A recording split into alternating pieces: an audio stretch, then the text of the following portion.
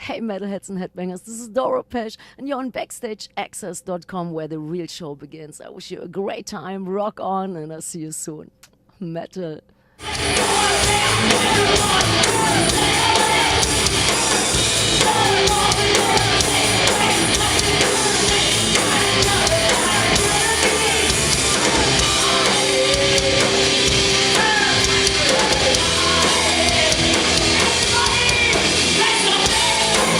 BackstageAxxess.com. We're here at downtown Rochester, New York at the Montage Music Hall with the one and only, one of the best exports out of Germany, Doro. Hey, hi guys. Our good friend Doro is actually going to be playing to a huge crowd tonight in a very blizzardy conditions at the Montage Music Hall. A lot of fans come out to see you perform. And you did a really good show last night in Toronto, and this tour has been going on for a couple weeks. And in support of her latest release, Raise Your Fist, just came out a couple months ago. And tell us about the release. Tell us about the album. Yeah, it just came out in November. Yeah, a couple months ago. In America and in Europe, it came out in October. Mm-hmm. It has 15 songs, and I think it's one of the best records we've ever done. It reminds me a little bit on the Triumph and Agony. I think it has all the right ingredients from great anthems and lots of headbanging, old school metal stuff, and some experimental stuff, and some ballads, and some great. There's great a piano guests. ballad on there, yeah. And Lemmy does a song with you. Yes. It Still Hurts. How did that song come about? How did you get Lemmy involved with the actually, song? I worked with Lemmy in 2000, and we did 2 songs, and it was one time "Love Me Forever," the Motorhead classic. We covered and did a duet, and then he wrote a song. It was called "Alone Again." Okay. And he played it for me in a hotel room in LA. And I tell you, it moved me to tears. It was so emotional and so touching. Yeah, and I wrote this song, "It Still Hurts," with my great friend Andreas Brun. He's the ex-guitar player of Sisters of Mercy. We worked for a long time together. Yeah, we were writing the song, and I said, Andreas, I think I want to send it to Lemmy. Maybe if he feels like, like singing this one. And he made me a little rough mix, and then I sent it to Lemmy, and Lemmy said, "Oh, I love it, let's do it." And we did it actually a couple of months ago in LA, and it was so cool having Lemmy singing on the song. It's a great Anything honor. Lemmy's involved is cool, Yeah. And I love him, and it's it's always so much fun. He's so cool, and I think the song came out so nice. It's definitely different. If you want to hear a different version of Lemmy, definitely obviously check that out. And actually my favorite track is Rock Till Death, and I think that encompasses your career, because you're all about your fans, you're all about your music. There's I don't want to say there's nothing else that matters, but kind of like when it comes to you, you're really, really, if you don't know Doro, she's all about the music, all about her fans, very, very passionate. And the song just really, I think this means, this song is you. Yeah, and it is a promise, and I wanna do it till the day I die. And then it's unless a great the track. fans don't wanna, rock anymore with us, but I don't think so. So yeah, you're absolutely right. Rock till death. That's the life motto. And you're right, the fans, that's the most important thing to me. And it's always it always was, but I can totally appreciate it even more now than in the beginning. And the only one person who is important to me is my mom. She's still doing the fan club. Is she? Okay, yeah. She's still in charge of the fan club, right? And my band and my crew, but the fans, that's the love of my life. Now, Grab the Bull, Last Man Standing, featuring Gus G. When you have and he's obviously Ozzy's guitar player, but when you have a guitar player that comes in, do you build around the riff, of the guitar player, or do you actually have the idea of the song and then they kind of come in and add to the song? How do you work Actually, every song is actually different. Every guest is different, and we have actually a mutual friend. His name is Alex Kroll, and he plays in the band Atrocity and Leaves Eyes. And I did Grab the Bull, Last Man Standing. I did it with Alex, and then he called me and he said, "Hey, I'm here, standing next to Gus G. What do you think? Shall we ask him if he plays a solo?" And I thought, "Oh, this would be awesome." Yeah, and then we sent him the song, and then he did it, and he did whatever he felt. And it was so cool. And I must say, having great guests, it's always a highlight for every record. And and it means a lot. And he's a great guitarist. So, I mean, amazing, obviously playing with Ozzy. And looking at I just always love looking at your covers. And Jeffrey Gillespie has been working with you guys, actually back to the Warlock days, doing your covers. And I don't know who does better covers than Jeffrey. And tell us about the relationship that you've had with him for so long. Yeah, I met him in '87, and I was always a big fan of fantasy art. And I told him we are working on this album. I guess Triumph and Agony, the title wasn't there yet, but I told him the record is kind of this and very metal and our name was Warlock, so I told him just paint something what is total metal and what is great and what is art. And then the Triumph and Agony cover came back, and I loved it so much. And ever since, I always use him. And I think he painted now at least 10 album covers and DVD covers. And I think he's great. And he's so much heart and soul, and he always understands what I'm going for. And I don't even have to explain it. And we have a good soul connection. And I didn't even tell him that the album would be called Raise Your Fist, and then suddenly it came back and there was the fist on the cover, and I said, "Jeffrey, how did you know?" He said, "Well, I just knew." And it's funny. Wow. But Jeffrey, amazing work as usual. And listening to the CD, you kind of the 13th track is obviously a very heartfelt track with Hero, dedicated to Ronnie James Dio. And I know inside the CD, you were talking about it a little bit. And actually, that's it means so much to me, because that's the last photo I've taken with Ronnie James Dio, and he gave me this. It's like a photo book.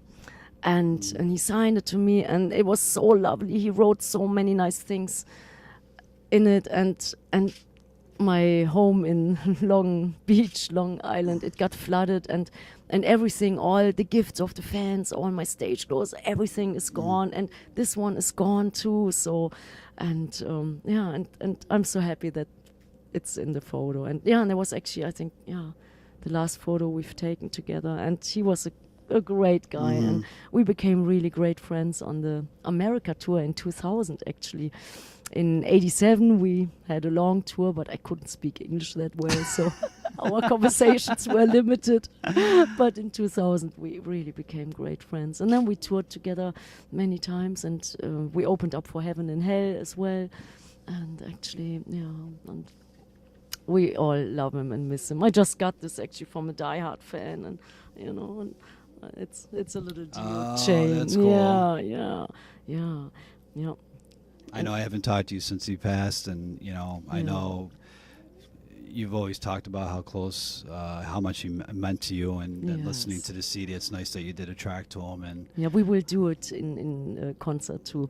Hero is one of the favorite songs of the fans, and usually the Dio chants come up before or after the song. Later this year, you're going to be doing, I don't want to say it's your favorite festival, but it's almost like a hometown festival. It's obviously the Wacken Festival, and you played there so many times, but it can never get old, right? No, never. I think it's definitely one of the greatest festivals on this planet. And we are celebrating our 30-year anniversary, and we want to do a big show with many great guests and best pyrotechnics and lights and whatever. And then I want to do it 2 times in my hometown, Düsseldorf, 2 nights, like very special, maybe one show with like amazing guests and orchestra and so on and so on. And the other show maybe with artists and guests. And then I want to do it one time in New York because I live there now for so many years and I love it. And one time in London and one time in Paris. Okay. And then probably in one time in Spain too, because the Spanish. And this is your 30-year anniversary kind of thing, right? Yeah. Can you believe it's been 30 years? I still feel like 80. Yep, totally. And yesterday somebody in Toronto, he said, "Hey, I met you in 1988 when you did your first big tour in the States and in Canada, and it was actually with Megadeth in '88." And I tell you, it seemed to me like yesterday. Time's flying by. Wow. Speaking about way back when, and now. You just finally secured the name Warlock. I know you had to go through a huge, long battle with an ex-manager, but now you have it, and congratulations. But I know your old bass player doesn't really want to play music, but maybe is there ever a chance of like the old band, now that you secured the name, doing maybe a show, possibly? Yeah, we did a couple of shows actually. One time in Wacken, you did one a couple years back. The same lineup or the original lineup. I guess it's impossible. And Nick, our bass player, here in our band, who is actually with us now for 23 years, he was filling in. So I guess the original lineup, that's impossible. But here and there, maybe a show. Okay. But of course, it wouldn't be the same anymore. And some people, we actually had so many band members. I don't even know who would be in the band because the American guitar player, he would love to play, and the two German ones, and then the older one, and then the original one, and it's like, it would be not easy, but probably a lot of fun. And her band right now is terrific, and she was just talking about Nick, and Johnny's been with her for a long time too. She's had a very tight band for a while, and you want to tell us about your other players too that you got playing with you? Oh yes, yeah. We talked about Nick, but he's the best, and he's with us for 23 years. Nick Douglas, And I met him in New York, and we did an audition, and 120 bass players came to the audition, and Nick was the first one who walked into the door. It was in SIR, New York. And the last one to leave. Yes. And I told my manager, that's the one. Yeah. And he said, "Hey, Doro, calm down, maybe there's somebody better." Right. I said, "No, I know it's him." And then I listened to 119 players, but Nick was the one. And we always had a great time. And Johnny D, he joined in 1993. Our drummer, he was in Britney Fox in the 80s. He's great. And he's our tour manager now in America. He's doing double duty, And then we have Luca Princiotta. He's from Italy. He's our guitar player and keyboarder. And he's with us, I think now 7 years. Yes. And our guitar player, Bas Maas, he's from the Netherlands, and he used to be in the band After Forever, and they split up a while ago. And then when they split up 1 year later, we said, let's do it together. So Bas, and we have somebody who's doing double duty. Maybe you've seen him in the Raise Your Fist video, the guy who jumps up in the air. His name is Harrison Young, and he plays keys, and he's tech on this tour. All right. And we love him, so we always try to have him on board as well. And that's us, And you just, before you started this tour, you just got back from doing the 70,000 tons of metal cruise. Yes, Was that your first cruise? Yeah, my first time, and I got so seasick. It was like, I threw up so bad the first night. It was so hardcore. But then we played the second night. It was great. Good thing you didn't play the first night. Good thing you didn't play the first night. Hey, I think I wouldn't have, I would have had to cancel, and I never ever canceled the gig, but this one, it was so hardcore, but it was great. The fans were great. I loved it. Those are the diehards. When you're on a cruise like that, those are, you have your fans that come to the shows like this, but if there's fans on a cruise that are there to see certain bands, those are the fans, So. And I would love to do it again. And actually, we're playing in May, the Full Metal Cruise in Europe. That's a big cruise from, I guess it goes to London, Amsterdam, Germany, Paris, all over. And then I think we are doing next year the Monsters of Rock cruise. That's, are you? Okay. Yeah. I think that's pretty. I don't know if it's confirmed. I might have to think but I about think that it's next pretty- year. yeah, it's 2014, I pretty might have to close, think about yeah. that one. Yeah. But it was great. It was great. And doing the shows there. And we did actually some great jam sessions. All the Okay. musicians got together. Like Jeff Waters, he put it together. Okay. And then I did a couple of duets with Mille of Creator and Christina of Lacuna Coil. Oh, yep. And then we covered Motorhead and AC/DC and Had some Kiss fun, and Judas yes. Priest, and it was great. And and everybody was a part of it, like the guys of Metal Church and Halloween and Gotthard, and it was so cool. It was great, and then many more. So Actually, that was all a the good, bands. after you got the first day out of your system. So now you're good to go. Hopefully, to go back and have fun, right? Yeah. But I tell you, it was the first time for me, and then I went on, and then I immediately thought, oh my god, that's hardcore. And the closest I came to doing that, we played the Sweden Rock Ferry. Okay. There's a ferry in Scandinavia. Everybody is so drunk. We had to step over actually naked bodies to go on stage. Some of them, they didn't even, hear and Didn't even see know you our were there, shows yeah. anymore. Yeah, they were drinking so much, but it was great, and it was fun too. But that was actually not as big as the cruise. Right. But And you were talking little about taste. earlier. Unfortunately, I know everybody talks about Hurricane Sandy, what happened last year. But the year before in New York City, there was another tragedy with the floods that hit the coastline. You actually, unfortunately, lost your home. Yeah, 2 times now, 2 times, and first time was Hurricane Irene, and now the second time Hurricane Sandy. And it's, So, are you still gonna kind of make New York your home, or Yeah. Okay, you're still gonna stick it out. Yeah. Actually, I love to live in Manhattan. Okay. And the last time I lived in Manhattan, I was living across the World Trade Center, Okay. actually in Battery Park City. And then when the attacks happened, then I thought, oh God, I somehow it was so shocking. And so I thought, okay, I wanna play it safe. I go back to Long Island, and then now it's hardcore. But I tell you, I learned so much from it because, pretty much everything was gone. When I saw it, I couldn't believe it. It was so bad. But then I thought, well, I have the fans, I have the music, and we're on tour now. Everything is all right, and I see the fans every night. I love them, and I feel their support and love, and that's the best. That's the ultimate. And so, nothing matters. This is the actually. real deal here. She really cares about you guys. I mean, that's absolutely. There's not many people out there, unfortunately, in the music business that are like yourself or Ronnie James Dio, who actually really cared about his fans. Like, Ronnie, you guys are kind of like two peas in a yeah. pot. Yeah. I saw that many times when we were on tour, even when he was totally exhausted or when he had a bad cold. He He would was still go always out talking to his the fans. fans, Yeah. Giving a hug, autograph, cracking jokes. And Yes. Just to get away from the CD and the music and stuff like that, and we've talked a bunch of times over the years, but when you're not actually on tour and you're not trying to worry about a disaster coming and hitting your home in New York, what do you like to do for downtime? I mean, what do you like to do for a hobby or just to relax? What do you do? Actually, honestly, there's not much. I'm usually doing it almost 24 Right. hours.